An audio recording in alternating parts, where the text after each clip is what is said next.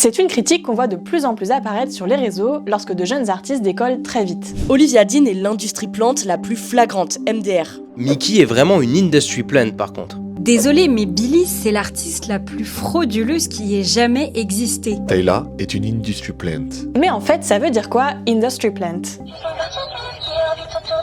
En français, on pourrait le traduire simplement par une plante de l'industrie. Ce terme, utilisé comme une insulte, désigne des artistes qui auraient été fabriqués par l'industrie musicale. Ces artistes auraient été poussés grâce au stratagème de grands labels, mais prétendent avoir réussi par leurs propres moyens. On considère donc qu'ils doivent davantage leur succès au marketing, à leur connexion dans l'industrie musicale ou à leur fortune, plutôt qu'à leur talent. Ça rejoint aussi l'insulte des Nepo Babies, la version courte de Nepotism Babies, ou en français, les fils d'eux. En fait, parfois, ça frôle presque la théorie du complot. Comme si c'était impossible pour un artiste de réussir aussi vite, et que des logiques industrielles opaques sont forcément à l'origine de leur succès. L'expression aurait véritablement émergé au début des années 2010 sur des forums de rap anglophones comme Kanye Tudor, pour d'abord désigner des artistes masculins comme Lil Wayne ou 50 Cent. Au fil du temps, il s'est appliqué à de nouveaux genres musicaux comme le rock ou la pop.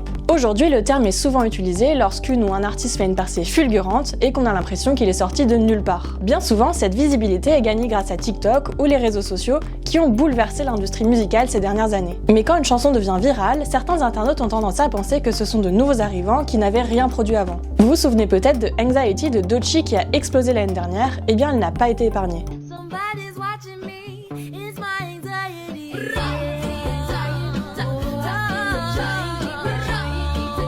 Surtout par le streamer masculiniste Aiden Ross, très suivi aux États-Unis. Oh dude, don't get me started on that bitch. Hey, don't get me started on that bitch. Don't get me started on that industry plant.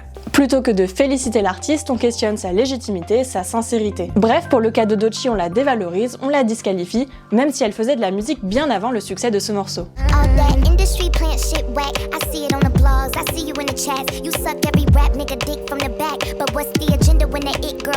D'ailleurs, ce sont majoritairement les femmes qui en font les frais, et surtout les femmes racisées. Ceux qui utilisent cette insulte se cachent derrière une critique de l'industrie, alors qu'elle est souvent teintée de misogynie. En France aussi, des chanteuses ont été accusées d'être un pur produit de l'industrie. À commencer par Théodora, dont le morceau Congolisse ou BBL a été utilisé dans des centaines de milliers de vidéos sur TikTok.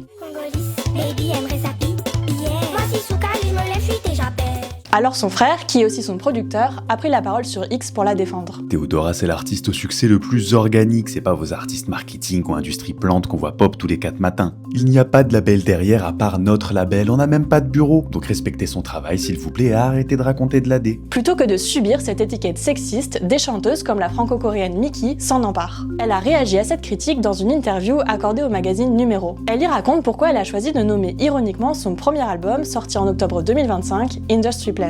Je me suis dit que c'était sans doute la meilleure manière de réagir. Ne rien expliquer, simplement assumer l'étiquette qu'on me colle et laisser chacun en faire ce qu'il veut. En fait, en 2024, son single Échec et mat, dont le clip est tourné sur le parking d'un Buffalo Grill, a connu un succès immédiat. Il a été produit par Tristan Selvati, qui collabore aussi avec Angèle. Certains internautes ont donc accusé Mickey de prétendre être une artiste qui s'est faite toute seule, alors qu'elle a derrière elle des professionnels de renom. Encore une fois, plutôt que de se justifier, elle préfère répondre dans les paroles de sa chanson Yes.